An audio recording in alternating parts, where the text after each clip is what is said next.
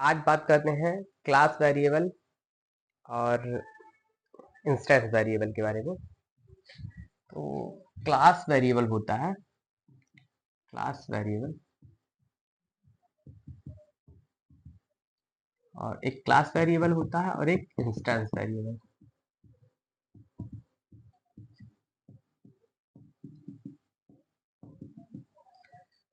तो class variable वो variable होता है जो ऑब्जेक्ट पे डिपेंड नहीं होता है। दैट मीन्स जो स्टैटिक वेरिएबल होते हैं, इसको हम लोग बोल सकते हैं स्टैटिक।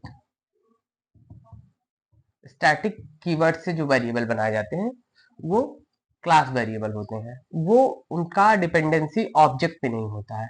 और जो इंस्टेंस वेरिएबल होते हैं उन वो ऑब्जेक्ट पे डिपेंड करते हैं, मतलब वो हर एक ऑब्जेक्ट के लिए सेपरेट उनकी एक कॉपी बनती है।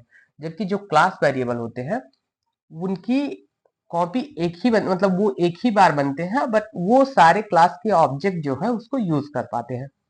अब इसको अगर हम एक लिख के बताएं, एक क्लास बनाए, उसके बाद उसमें एक मेथड एक ऑब्जेक्ट बनाए, फिर उससे क्लियर हो पाएगा कि क्लास वेरिएबल और इनमें दोनों में डिफरेंस क्या है। जैसे मान लो हमने ये क्या किया, क्लास छोटा सा बनाया, लिखा क्लास एबीसी, कुछ भी ले लेते हैं एबीसी, और इसमें मैंने एक क्लास वेरिएबल ले रहे हैं, एक इंस्टेंस वेरिएबल ले रहे हैं। तो इसमें इंट ए और इसके साथ स्टैटिक लगा दे रहे हैं। तो इसको क्लियर लिखते हैं थोड़ा, स्टैटिक इंट ए।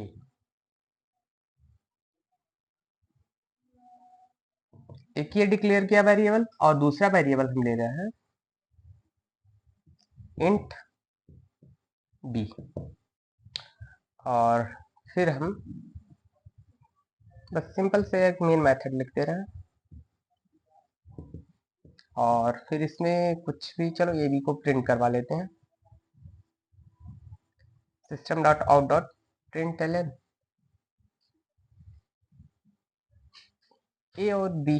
तो ए को और फिर प्लस स्ट्रिंग से कनेक्ट किया इसको दोनों को, और बी, मतलब ए और बी में जो वैल्यू होगी बगल बगल में ऐसे स्ट्रिंग के फॉर्म में कनेक्ट हो जाएगी।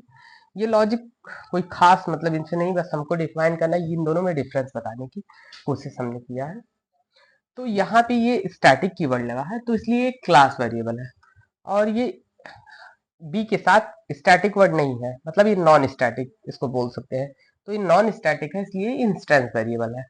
तो इसमें होता ये है कि जब स्टैटिक वेरिएबल, जब हम एक ऑब्जेक्ट क्रिएट करते हैं तो उनमें डिफरेंस आता है। अच्छा, यहाँ पे एक वेरिएबल और ले लेते हैं, फिर सी, तब ज्यादा बेटर क्लैरिटी मिलेगी। फिर यहाँ पे बस प्रोग्राम में थोड़ा सा चेंज कर देते हैं, ए प्लस बी प्लस सी को प्रिंट करवा देते हैं एक डी में, इंट डी, और डी को बस मैंने ऐसे किया कि तीनों को ऐड करके उसको प्रिंट करवा रहे हैं। तो इसलिए ऐसा किया क्योंकि हमको तीन वेरिएबल्स की नीड थी इसको बेटर एक्सप्लेन करने के लिए।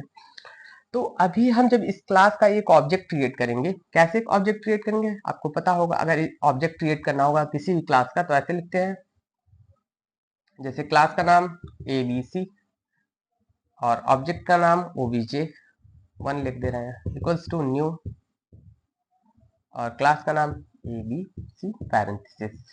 तो बस ये कोड लिखेंगे तो एक ऑब्जेक्ट क्रिएट होगा।